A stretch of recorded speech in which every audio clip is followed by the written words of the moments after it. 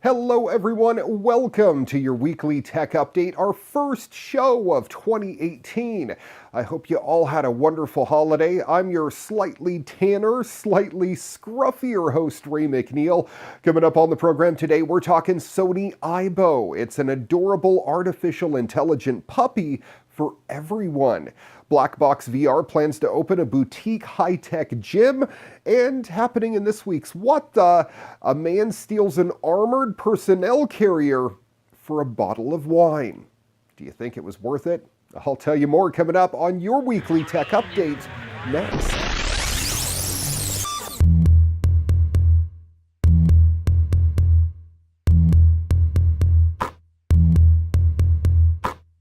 Hi everyone, the Sony Aibo has been reinvented just in time for CES 2018. And it's quite a return, but not necessarily in the way you might think. You see, this version of the Sony Aibo has far more artificial intelligence and sensors baked into it than the previous model. So much so that Sony has angled it around simulating an untrained dog. The new hook around Aibo is that you will have to train it through voice commands and positive reinforcement, just like you do a real dog. Aibo uses a series of sensors and cameras to understand both its environment and your interactions with it, as well as to interact with two accessories, a pink ball and a chew toy. For those keeping score, that's 3 touch sensors, one on the back, one on the top of the head, and another under the chin.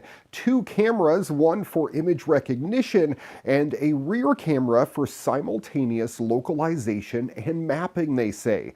It has one time-of-flight sensor for proximity detection, an illuminance sensor to sense your presence from behind, 4 microphones, and a motion detector. Sony says all of that within an adorable looking design will cost you less than $2,000 in the US when it launches later this year.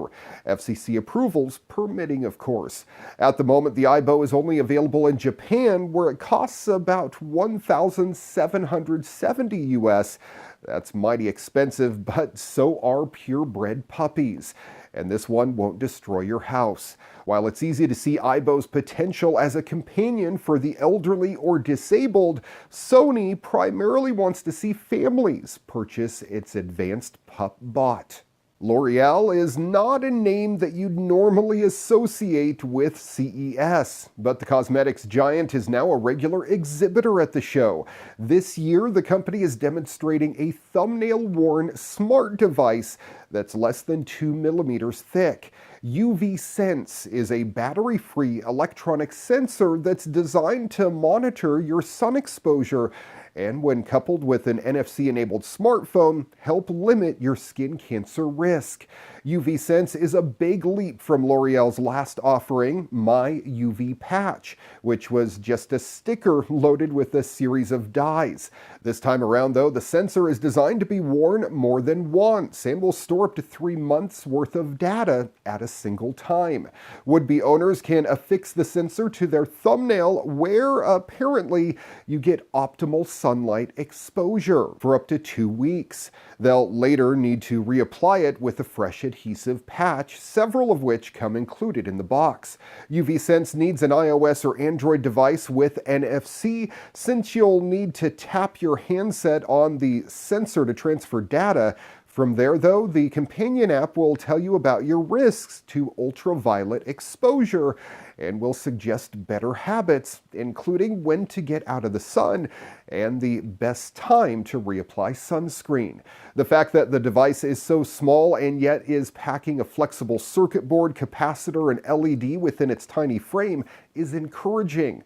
After all, if the partnership can solve the issues of power and transmission, then it's possible that future devices in this range will be more autonomous.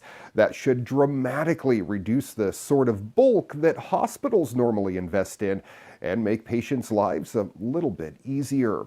If you're interested in testing UVSense, it will be available this summer in the US for an as yet unspecified price. A global rollout, though, will follow sometime in 2019. In this week's VR news, startup Blackbox VR has developed a full-body workout in the form of a 30-minute virtual reality experience. It uses a resistance training machine and an HTC Vive headset. The entire setup is about the size of a family bathroom. It's one of several innovations at the CES Tech Show in Las Vegas to propose mixing VR and fitness training. But one expert said the firm would need to address safety concerns for the idea to be a success. The Idaho-based firm's solution involves participants entering a virtual arena where they compete against an avatar and eventually one another. The firm's founders were also behind the successful fitness empire bodybuilding.com. Blackbox VR's business plan is to open boutique gyms across the U.S. in which each member will enter their own, quote, black box space for a gamified workout, which will then track their progress. An at-home version of the equipment could be developed in the future as well. Job Stauffer, a games developer who now works with the VR Health Institute, who helped Blackbox VR with promotional activities, says he's personally benefited from virtual reality. He told the BBC he had lost more than 82 pounds playing such games, in addition to improving his diet. Mr. Stauffer said he started by playing the indie game Soundboxing, which he described as a Guitar Hero-like game but for the arms. He said he then moved on to Space Pirate Trainer, which he compared with using an elliptical machine, or Cross Trainer, in terms of calories burned. The VR Health Institute is now developing a pan-European game information rating system for games to grade them according to their physical activity level. Virtual reality and fitness is a small but growing market. At last year's CES, a firm showed off a cradle that simulated flight while giving users a workout as they planked their way across a mountain range. At this year's event, a Czech startup, Sensorina, is promoting the use of VR to train athletes to play ice hockey, basketball, and even football. It suggests the tech could ultimately lead to fewer injuries during matches.